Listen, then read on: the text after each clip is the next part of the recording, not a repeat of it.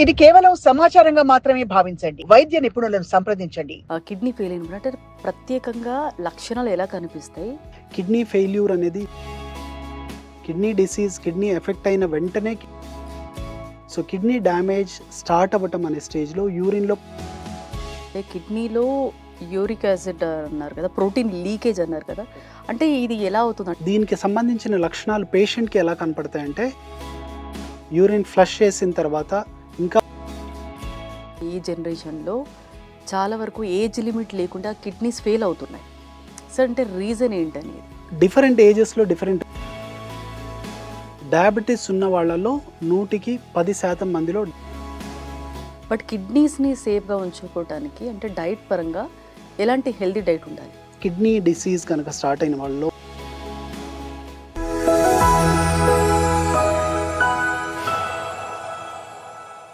Welcome to Sakshi life. So ఇప్పటి వరకు diabetes గురించి సిమ్టమ్స్ కానీ, రీజన్స్ కానీ, కాంప్లికేషన్స్ కానీ మనందరికీ తెలుసు. బట్ కాంప్లికేషన్ విషయానికి వస్తే నెగ్లెక్ట్ చేస్తే దానివల్ల మన బాడీలో ఆర్గన్స్ ఎలా ఎఫెక్ట్ అవుతాయి అనేది చాలా తక్కువ మందికి ఐడియా ఉంటుంది. బట్ ఈరోజు మనం వీటి గురించి, డయాబెటీస్ వల్ల కిడ్నీ ఫెయిల్యూర్ ఎలా అవుతుంది, వీటన్నింటి గురించి తెలుసుకుందాం. ప్రముఖ Asian institute of nephrologist and neurology ప్రముఖ డాక్టర్ మనతో ఉన్నారు, శ్రీకాంత్ గుండపల్లి గారు. మాట్లాడదాం. నమస్తే అండి. నమస్తే సార్. ముందుగా చెప్పండి, ఇప్పటివరకు డయాబెటీస్ గురించి అందరికీ తెలుసు, అంటే మినిమం ఐడియా ఉంది డయాబెటీస్, షుగర్ వ్యాధి ఎలా వస్తుంది, కాంప్లికేషన్స్ ఏంటి, రీజన్స్ ఏంటి అని. బట్ నెగ్లెక్ట్ చేస్తే మన బాడీలో ఉన్న ఆర్గన్స్ ఎలా ఎఫెక్ట్ అవుతాయి అనేది చాలా తక్కువ ఐడియా ఉంది. సో మనం ఇక్కడి నుంచి తీసుకుందాం సార్. అంటే డయాబెటీస్ వల్ల కిడ్నీ ఫెయిల్యూర్ ఎలా అవుతుందంటే ఏం చెప్తారు? సో డయాబెటీస్ అనేది మన దేశంలో చాలా కామన్ ప్రాబ్లమ్గా పరిగణించవచ్చు. డయాబెటీస్ వల్ల మల్టిపుల్ ఆర్గన్స్ ఎఫెక్ట్ అవుతాయి. ఇందులో మైక్రోవాస్కులర్ కాంప్లికేషన్స్ అంటే రెటీనా, కళ్ళు ఎఫెక్ట్ అవ్వటము, న్యూరోపతి అంటే నరాలు ఎఫెక్ట్ అవ్వటము, ఇలాంటివి మైక్రోవాస్కులర్ కాంప్లికేషన్స్. వాటిల్లోనే కిడ్నీ కూడా ఎఫెక్ట్ అవుతుంది. మైక్రోవాస్కులర్ కాంప్లికేషన్స్ అనేది heart attacks, peripheral vascular disease, stroke, అంటే బ్రెయిన్కి సంబంధించిన ప్రాబ్లమ్స్ అనేది మ్యాక్రోగా కన్సిడర్ చేస్తాం. ఇందులో మైక్రోవాస్కులర్ కాంప్లికేషన్స్ ప్రాబ్లం ఏంటంటే లేట్ స్టేజ్ వరకు మనం గుర్తించకపోవచ్చు. మీరు చెప్పినట్లుగానే డయాబెటీస్ కాంప్లికేషన్స్ గురించి అవగాహన ఉండొచ్చు, కానీ దాని గురించి మనం ప్రోయాక్టివ్గా అంటే ముందస్తుగా దాని గురించి టెస్ట్లు చేసుకుంటేనే అది బయటపడతాయి అనే అవగాహన చాలామందికి ఉండదు. సో డయాబెటిక్ పేషెంట్స్ అందరూ తప్పకుండా ఈ ఆర్గన్స్ని స్క్రీన్ చేసుకొని ఆ ప్రాబ్లమ్స్ని ఎర్లీగా ఐడెంటిఫై చేసుకోవాల్సిన అవసరం ఉంది. అంటే ఇట్లా ఫెయిల్ అయినప్పుడు, కిడ్నీ ఫెయిల్ అయినప్పుడు అంటే ప్రత్యేకంగా లక్షణాలు ఎలా కనిపిస్తాయి, ఆ పేషెంట్ ఎగ్జామినేషన్ ఎలా చేసుకోవాలి సార్? సో దీంట్లో మనం ముందరగా చెప్పుకున్నట్లుగా కిడ్నీ ఫెయిల్యూర్ అనేది it's a very late complication. Kidney disease, kidney effect అయిన వెంటనే కిడ్నీ డ్యామేజ్ అయిపోయి ఫెయిల్యూర్లోకి వెళ్ళిపోతుంది అనేది అపోహ. సో కిడ్నీ డ్యామేజ్ స్టార్ట్ అవ్వటం అనే స్టేజ్లో యూరిన్లో ప్రోటీన్ లీక్ అనేది కనపడుతుంది. దాని తర్వాత 4-5 సంవత్సరాలు నెమ్మదిగా డిసీజ్ ప్రోగ్రెస్ అయ్యి అప్పుడు కిడ్నీ డ్యామేజ్ ఆర్ కిడ్నీ ఫెయిల్యూర్లోకి వెళ్తుంది. సో అంత పీరియడ్ టైం ఉంటుంది కాబట్టి మనకి ఎర్లీ స్క్రీనింగ్, డయాబెటీస్ ఉన్న ప్రతి పేషెంట్ కిడ్నీ టెస్ట్లు, minimum creatinine, urine test particularly for protein loss and ultrasound, ఈ 3 చేసుకున్నట్లయితే మనము అర్లీ స్టేజెస్లో ముందస్తుగా దాన్ని పసిగట్టి దానికి వైద్యం చేసుకునే అవకాశం ఉంటుంది. అంటే ఇందాక మీరు మాట్లాడుతూ అంటే కిడ్నీలో యూరిక్ యాసిడ్ అన్నారు కదా, ప్రోటీన్ లీకేజ్ అన్నారు కదా, అంటే ఇది ఎలా అవుతుంది? అంటే వినడానికి కూడా చాలా కొత్తగా ఉంది, దాని గురించి ఎక్స్ప్లెయిన్ చేశారు. దీనికి సంబంధించిన లక్షణాలు పేషెంట్కి ఎలా కనపడతాయంటే యూరిన్లో నురగ అంటే బుడగలుగా కనపడటం అనేది, యూరిన్ ఫ్లష్ చేసిన తర్వాత ఇంకా బుడగలుగా దాంట్లో కనపడటము, కాళ్ళ వాపులు రావటము, ఈ 2 ప్రోటీన్యూరియా అంటే యూరిన్లో ప్రోటీన్ లీక్ సంబంధించిన లక్షణాలుగా చెప్పొచ్చు. సో ఇవి గనక ఉన్నట్లయితే already kidney disease set in అయిందని అర్థం. ఈ స్టేజ్లో మనం పసిగట్టిన జబ్బుని కంట్రోల్ చేసుకొని కాంప్లికేషన్స్, కిడ్నీ ఫెయిల్యూర్లోకి వెళ్ళే పరిస్థితి నుంచి మనం ప్రివెంట్ చేసుకునే అవకాశం ఉంటుంది. ఇప్పుడు చూసుకుంటే కనుక ఈ జనరేషన్లో చాలా వరకు ఏజ్ లిమిట్ లేకుండా కిడ్నీస్ ఫెయిల్ అవుతున్నాయి. కరెక్ట్ సార్, అంటే రీజన్ ఏంటనేది? డిఫరెంట్ ఏజెస్లో డిఫరెంట్ రీజన్స్ ఉంటాయి. యూజువల్గా చిన్న వయసు వాళ్ళకి అంటే 20 ఏళ్ళు 30 ఏళ్ళు సంబంధించిన వాళ్ళలో వచ్చే కిడ్నీ డిసీజెస్ అనేవి కామన్గా స్టోన్ డిసీజ్ వల్ల కానీ లేదా కొన్ని జెనెటిక్ డిసీజెస్ అంటే పాలిసిస్టిక్ కిడ్నీ డిసీజ్ అంటాం. అంటే కిడ్నీ మీద సిస్ట్ లాగా చిన్న చిన్న నీటి గుబ్బల్లాగా ఫామ్ అయ్యి కిడ్నీ డ్యామేజ్ చేయడం అనేది కానీ, లేదా కొన్ని రకాల ఇమ్యూనలాజికల్ ప్రాబ్లమ్స్ కారణమవుతాయి. 50s 60sలో పెద్దవాళ్ళలో మనం చూస్తున్న కామనెస్ట్ కిడ్నీ డిసీజ్ ఇండియాలో డయాబెటిక్ కిడ్నీ డిసీజ్. అంటే డయాబెటీస్ వల్లనే కిడ్నీ డ్యామేజ్ అవ్వడం అనేది పెద్ద ఏజ్లో వచ్చే కామనెస్ట్ ప్రాబ్లంగా చెప్పొచ్చు. ఓకే. కంపల్సరీ అంటే వాళ్ళలో డయాబెటీస్ ఉన్న వాళ్ళకి ఫెయిల్ అవుతుందని చెప్తున్నారు. డయాబెటీస్ ఉన్న వాళ్ళలో 100కి 10% మందిలో డయాబెటిక్ నెఫ్రోపతి వచ్చే అవకాశం ఉంటుంది. వీళ్ళందరూ కిడ్నీ డ్యామేజ్కి వెళ్ళే రిస్క్ ఉంటుంది. ఇది వరల్డ్ వైడ్ డేటా. బట్ ఇండియాలో డెఫినెట్లీ లిటిల్ హయ్యర్, ప్రాబబ్లీ 10% కాదు, ఇంకా ఎక్కువ మందికే 10-20% మందికి కూడా డయాబెటీస్ ఉన్న అందరి పేషెంట్స్కి కిడ్నీ డ్యామేజ్ అయ్యే రిస్క్ ఉంటుంది. ఓకే. అంటే డయాబెటిక్కి సంబంధించిన కాంప్లికేషన్స్ మనం ఇంకా నెగ్లెక్ట్ చేయకుండా ఉంటే కిడ్నీ సేఫ్ అని ఉండొచ్చా? షుగర్ కంట్రోల్ కరెక్ట్గా ఉండటము, బీపీ కంట్రోల్ కరెక్ట్గా ఉండటము అనేది బేసిక్గా చేయవలసిన విషయాలు. ఇవన్నీ చేసినా కూడా కొంత జెనెటిక్ టెండెన్సీ ఉంటుంది కిడ్నీ డిసీజ్ రావటానికి డయాబెటీస్ ఉన్న పేషెంట్స్లో. సో అలాంటి టెండెన్సీ ఉన్న వాళ్ళు అర్లీగా ముందస్తుగా జబ్బుని గుర్తించి వైద్యం చేసుకోవడం వల్ల వాళ్ళు కిడ్నీ ఫెయిల్యూర్లోకి వెళ్ళే పరిస్థితిని ప్రివెంట్ చేసుకోవచ్చు. అంటే అర్లీగా గుర్తించాలంటే పర్టికులర్గా మనం అంటే ఎలాంటి టెస్ట్లు చేయించుకోవాలి, అలాగే ఆ పేషెంట్కి అంటే మినిమం ఐడియా, అంటే డయాబెటీస్ లేకున్నా కొంతమందికి ఫెయిల్ అయిన వాళ్ళు కూడా ఉన్నారు. సో దీని గురించి ఏం చెప్తారు సార్? ముందు ఎలా టెస్ట్లు చేయించుకోవాలనే దానికి బేసిక్ థింగ్ మనం ముందర చెప్పుకున్నట్లుగా జబ్బు లక్షణాలు కనపడే సమయానికి ఆల్రెడీ చాలా లేట్ అయిపోయిందని అర్థం. సో లక్షణాలు కనపడక ముందరే మనము దాన్ని పసిగట్టాల్సిన అవసరం ఉంది. సో దీనికోసం చేసేది స్క్రీనింగ్ అంటే డయాబెటీస్ ఉన్న ప్రతి వాళ్ళు మినిమం సంవత్సరానికి ఒకసారి యూరిన్లో ప్రోటీన్, అందులో మైక్రో ఆల్బుమిన్ అనే టెస్ట్ ఉంటుంది, అది చేసుకోవాల్సిన అవసరం ఉంది. క్రియాటినిన్, అల్ట్రాసౌండ్ ఎగ్జామినేషన్, ఈ 3 సంవత్సరానికి ఒకసారి మినిమం స్క్రీన్ చేసుకున్నట్లయితే జబ్బును ముందుగా పసిగట్టే అవకాశం ఉంటుంది. ఇది కాకుండా ఇంతకుముందు మీకు టెస్ట్ అవ్వనట్లయితే యూరిన్లో నురగ రావటం కానీ, బుడగలు కనపడటం కానీ, లేదా కాళ్ళ వాపులు కనపడటం కానీ మొదలైతే కంపల్సరీగా కిడ్నీ టెస్ట్ చేసుకొని జబ్బుని పసిగట్టాలి. ఓకే. ఇది చాలా మంచి విషయం సార్. అంటే మీరు చెప్పింది చాలా వరకు కొంతమంది ఏదో స్వెల్లింగ్ వచ్చిందిలే అనుకుంటూ ఉంటారు, చాలా మంది చేస్తారు. ఎగ్జాక్ట్లీ, చాలా మంది షుగర్ పేషెంట్స్ 5 ఏళ్ల నుంచి 10 ఏళ్ల నుంచి రెగ్యులర్గా షుగర్స్ చెక్ వాళ్ళు డాక్టర్స్ దగ్గరికి వెళ్ళట్లేదు అని అంటానికి కూడా లేదు, రెగ్యులర్గా షుగర్స్ చెక్ చేయించుకుంటున్నారు. బట్ మా దగ్గరికి వచ్చేటప్పటికి ఆల్రెడీ కిడ్నీ ఫెయిల్యూర్లో ఉంటారు. అదేంటమ్మా ఇన్నిసార్లు టెస్ట్ చేస్తున్నారు, మీరు కిడ్నీ టెస్ట్ చేయలేదంటే మాకు ఎవరు చెప్పలేదనే మాట అంటారు. సో ఈ ఇన్ఫర్మేషన్ అందరికీ కంపల్సరీ ఉండాల్సింది. మీకు గనక షుగర్ ఉన్నట్లయితే కంపల్సరీ ఇయర్లీ ఒకసారి కిడ్నీకి సంబంధించిన టెస్ట్లు, మినిమం ఒక ఈసీజీ, 2D ఎకో, హార్ట్కి సంబంధించిన టెస్ట్లు చేసుకోవాల్సిన అవసరం. కన్ను రెటీనా ఎగ్జామినేషన్ కంపల్సరీ చేసుకోవాల్సిన అవసరం ఉంది. దీనివల్ల ఫ్యూచర్లో వచ్చే కాంప్లికేషన్స్ని ముందుగా ప్రివెంట్ చేసుకునే అవకాశం ఉంటుంది. అంటే ఇప్పుడు మీరు చెప్పేది కిడ్నీ, రెటీనా, అలాగే హార్ట్, ఇవి మెయిన్ పార్ట్స్ ఒక హ్యూమన్ బాడీలో. సో కిడ్నీ ఫెయిల్యూర్ అనేది అది కొంచెం పక్కన పెడితే హార్ట్ వర్క్ అంటే ఎట్లా పాసిబుల్ సార్ ఇది అసలు? ఇందాక మనం చెప్పుకున్నట్లుగా మైక్రోవాస్కులర్ కాంప్లికేషన్స్ అంటే మన శరీరంలో రక్తనాళాలని 2 విధాలుగా విభజించవచ్చు. మైక్రోవాస్కులేచర్ అంటే సన్న రక్తనాళాలు, మైక్రోవాస్కులేచర్ అంటే పెద్ద రక్తనాళాలు. ఈ మైక్రోవాస్కులర్ డ్యామేజ్ అనేది రెటీనా, కిడ్నీ అండ్ నర్వ్స్, ఈ 3టికి జరుగుతుంది. కాళ్ళలో తిమ్మిర్లు, మంటల్లాగా రావటం కానీ, యూరిన్లో మనం మాట్లాడుకున్నట్లుగా ఫ్రాత్ యూరియా, ఐలో అయితే విజన్ మనకి లేట్ స్టేజ్ వరకు విజన్ లాస్ అనేది తెలియదు, అది కూడా టెస్ట్ చేస్తేనే తెలుస్తుంది. ఎందుకంటే రెటీనాలో జరిగే డ్యామేజ్ పెరిఫెరల్ ఏరియాలో జరుగుతుంది. సో మనకి విజన్లో కూడా మెయిన్గా ఇప్పుడు నేను ఒక మనిషిని చూస్తున్నట్లయితే సెంట్రల్ విజన్ ఉపయోగపడుతుంది, పెరిఫెరల్ విజన్ ఉపయోగపడదు. కాబట్టి సో దాన్ని గుర్తించడం కష్టం పేషెంట్గా, టెస్ట్ చేస్తే తప్ప తెలియదు. సర్వేంద్రియానం నయనం ప్రధానం అంటారు. అందుకని విజన్ పోయినట్లయితే చాలా డిజబిలిటీ వస్తుంది. ఒక కాలు చెయ్యి ఇబ్బంది అయినప్పుడు వేరు, విజన్ పోయినట్లయితే కంప్లీట్లీ డిపెండెంట్ అవుతాం. అందుకని డయాబెటిక్ పేషెంట్స్ అందరూ కూడా కంపల్సరీ ఐ టెస్టింగ్ ఇయర్లీ చేయించుకోవాల్సిన అవసరం ఉంది.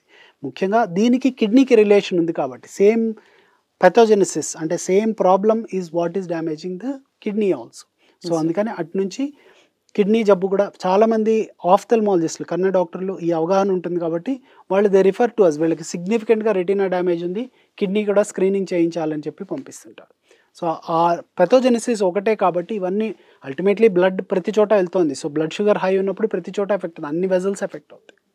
సో ఆ విధంగా కిడ్నీలు కూడా కళ్ళతో చాలా క్లోజ్ రిలేషన్ ఉంటుంది. ఓకే. అంటే డయాబెటీస్కి సంబంధించిన డైట్ అయితే తెలుసు, అంటే అందులో ఉన్న వాళ్ళకి కూడా తెలుసు.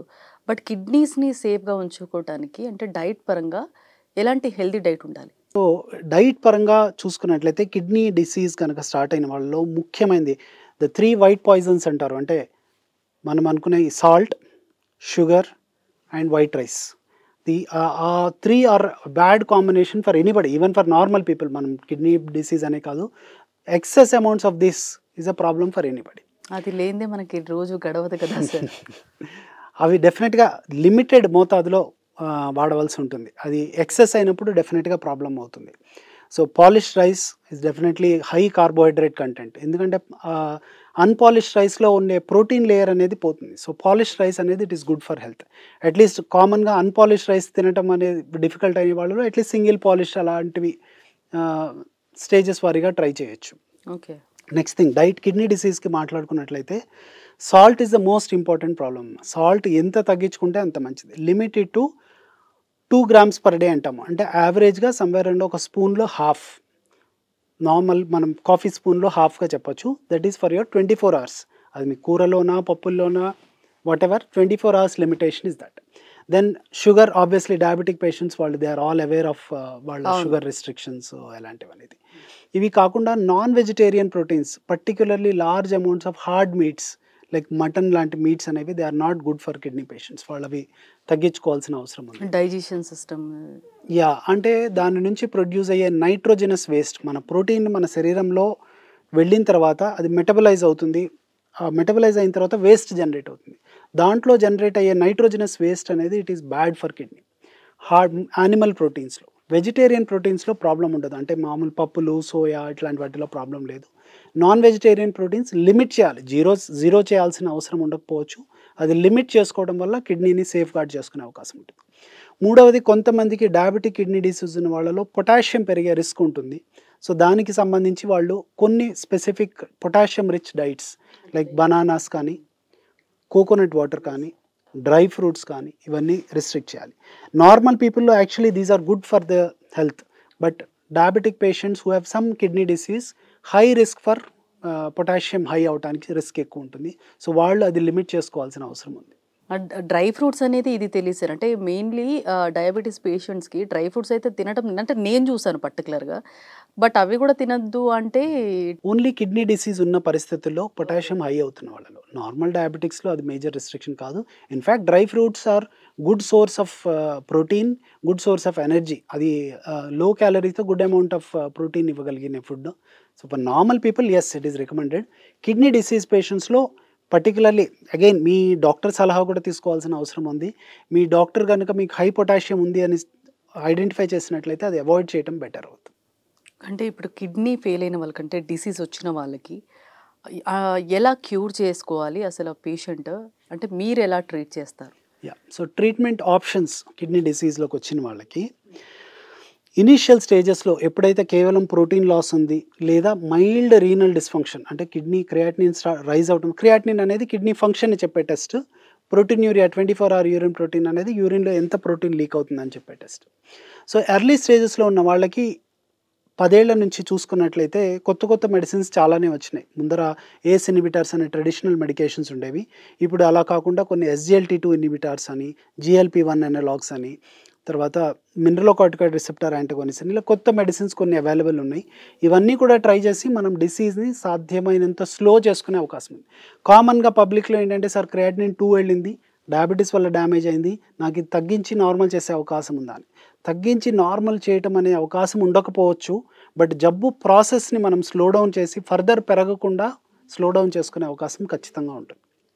ఒక స్టేజ్ దాటిన తర్వాత అంటే క్రియాటినిన్ 7, 8 అనేది దాటిన తర్వాత మోస్ట్ పేషెంట్స్కి మనకి రీనల్ రీప్లేస్మెంట్ థెరపీ అంటాము, అది అవసరం పడుతుంది. రీనల్ రీప్లేస్మెంట్ థెరపీ అనేది either in the form of dialysis or in the form of transplantation.